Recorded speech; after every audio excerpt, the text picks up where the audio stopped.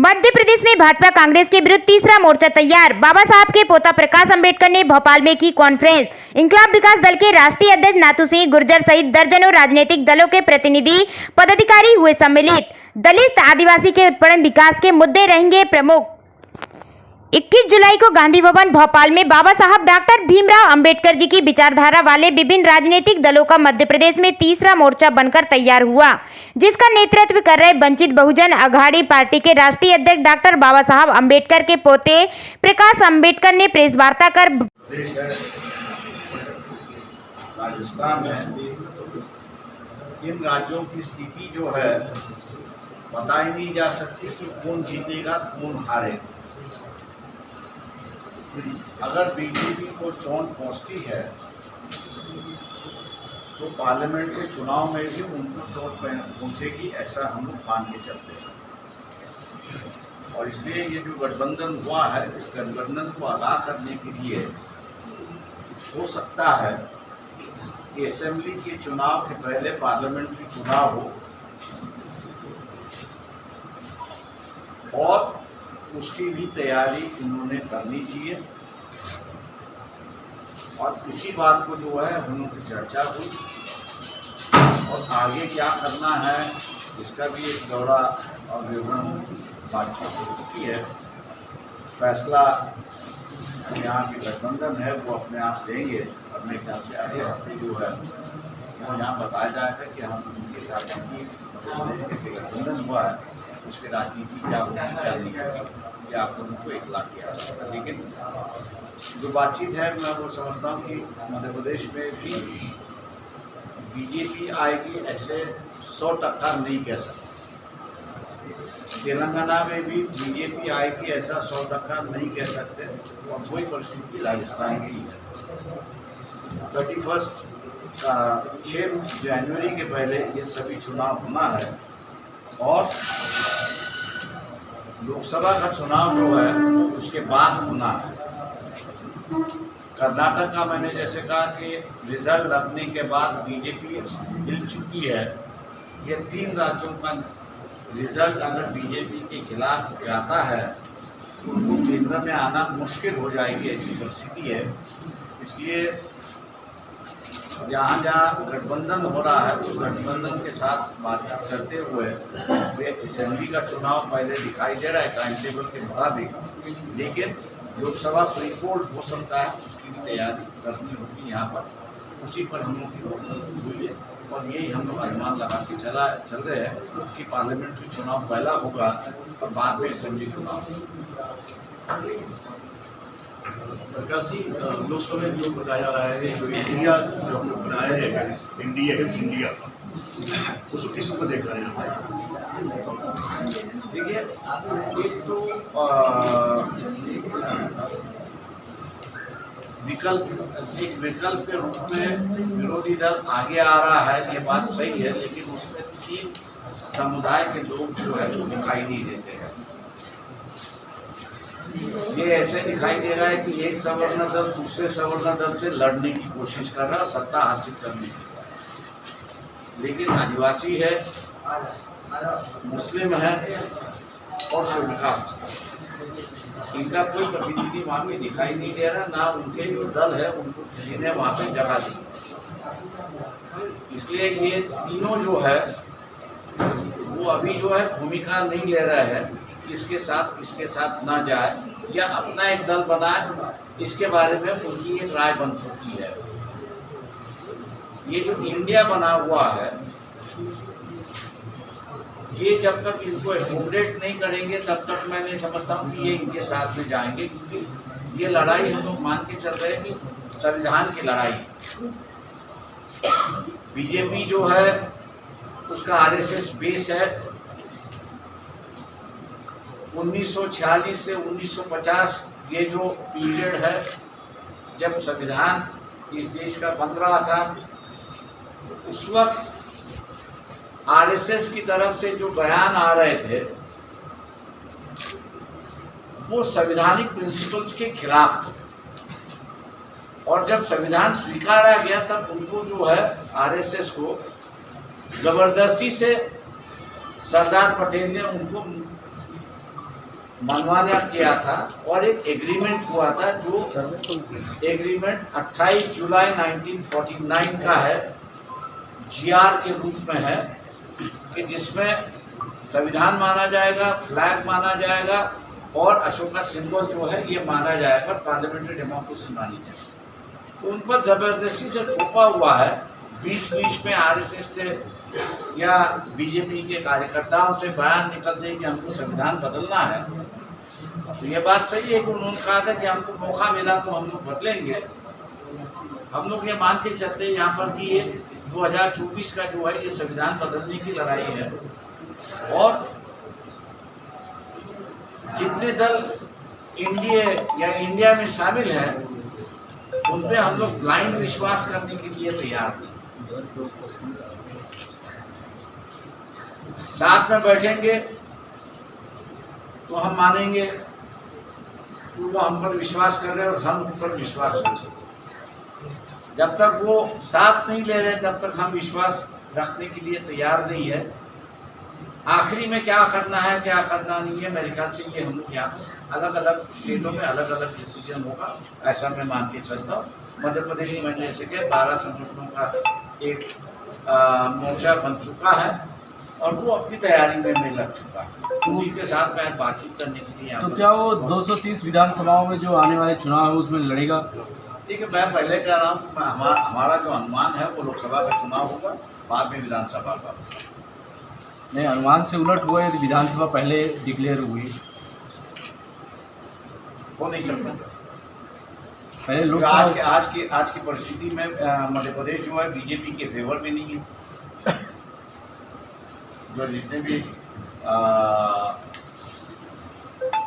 Research या opinion poll जो आए हैं वो बीजेपी के फेवर में नहीं है। तीन रिपोर्ट आ चुके हैं, तीनों बीजेपी के फेवर में नहीं है।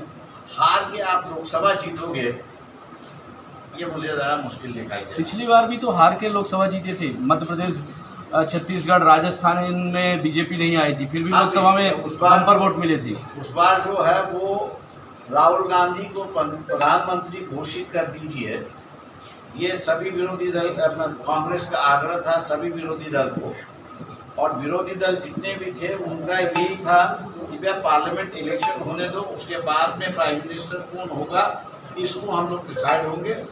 इस पे एक राय नहीं हुई और अलग अलग लड़े, इसलिए परिस्थिति बदलाव हो। इस बार जो है वो कांग्रेस ने खुद ने कहा है कि हम लोग प्राइम मिनिस्टर के रेस में नहीं है, तो इसलिए यूनिटी, एक बड़ी यूनिटी बन रही है ऐसा हम लोग को दिखाई दे रहा है, जिसमें हम लोग कह रहे हैं कि आदिवासी, मुस्लिम और शेड्यूल कास्ट का रिप्रेजेंटेटिव होना चाहिए। तो मतलब बहुजन अघाड़ी भी इंडिया के साथ जाएगी, बीजेपी के साथ तो दी जाएगी, इतना मैं जरूर कहूँ।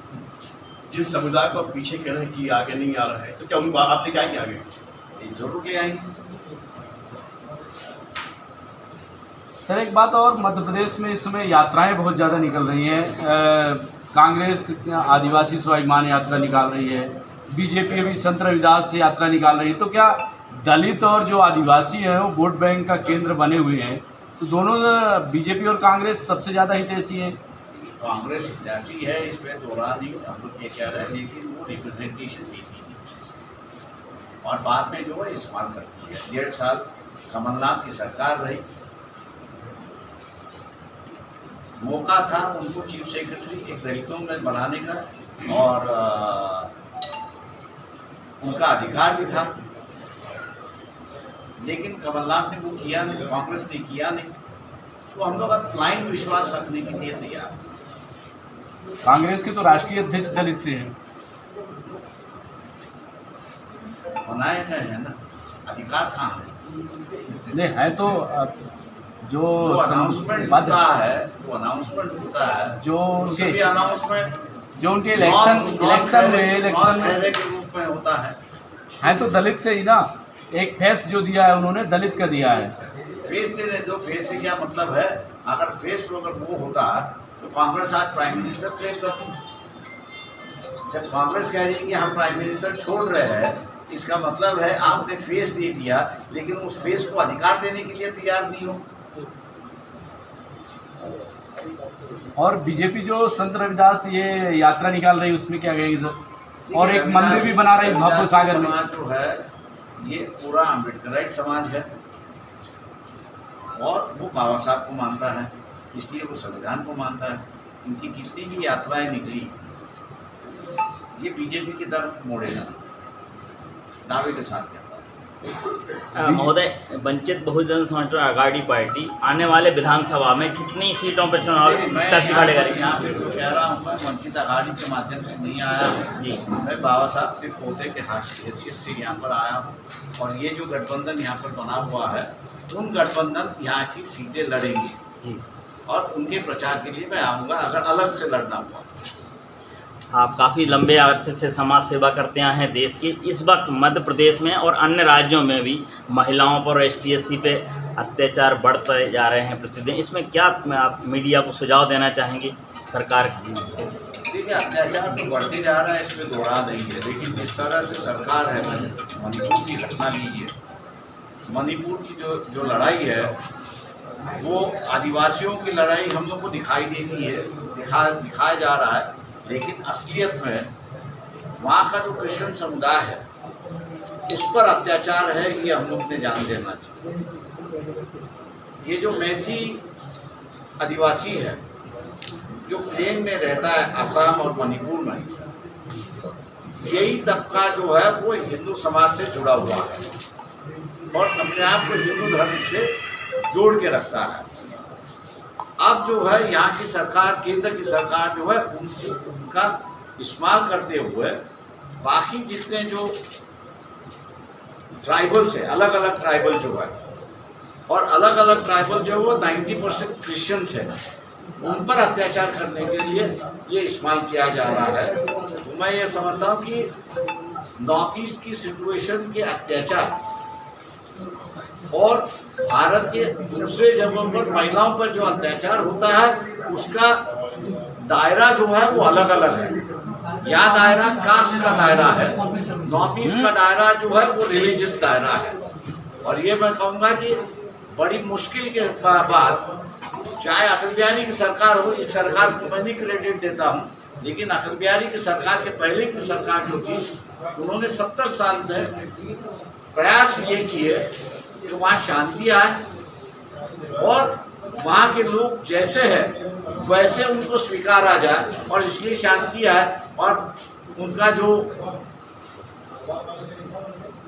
टेररिस्ट ऑर्गेनाइजेशन से कहिए या अलग राज्य चाहिए, अलग नेशन चाहिए, इनके साथ में संबंध जो थे वो उन्होंने तोड़ के भारत के साथ जुड़ा हुआ था, वो अब खतरे में आ चुका है, ऐसा मैं मान के चलता हूँ। अम्बेडकर जी, मेरा ये क्वेश्चन था कि 70 साल जब देश को आज़ाद हुए हो गए, लगभग 75 साल, 60 साल से ज़्यादा कांग्रेस ने शासन इस देश के अंदर किया है और 3 साल में अभी जो है आदिवासियों को नरेंद्र मोदी जी ने, देश के प्रधानमंत्री और बीजेपी ने इनको तवज्जो दी है।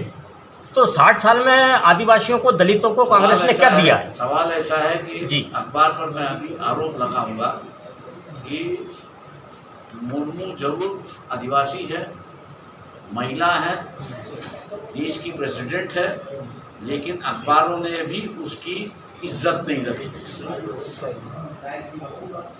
पुरी के मंदिर में जाने नहीं दिया और आप लोगों ने इसको उठाया भी नहीं, सोशल ऑर्गेनाइजेशन ने ये उठाया। आप पे आरोप लगाऊं मैं अभी? बिल्कुल लगाइए। नहीं, मैं नहीं लगाऊंगा, क्योंकि आप दोषी नहीं हैं, आपके मालिक दोषी हैं कि जिन्होंने आपको अधिकार नहीं दिया वह जो सही है सही लिखने के लिए। ये जो कंट्रोल मीडिया है, ये कंट्रोल मीडिया ही देश का बेड़ा खराब कर रहा है, ऐसा मेरा आरोप है। क्योंकि मुर्मू जैसे प्रेसिडेंट को एक आदिवासी महिला होने से और ये कहना कि भाई आपका इस भगवान के साथ में कोई संबंध नहीं है और इसलिए हम आपको जाने नहीं देंगे, ये गुनाह है। किसके काल में हुआ? बीजेपी के काल में हुआ। क्यों नहीं? जो पुजारी है वहाँ के, उन पर कार्रवाई हुई। आप जब पुजारी पे कार्रवाई करना नहीं चाहते हो तो मैसेज तो सीधा गया है कि आपको लेवल चाहिए था आदिवासियों का, वो आपने बिठा दिया, दूसरा और क्या है। ठीक है, thank you. Thank you very much. ना भाई आई डू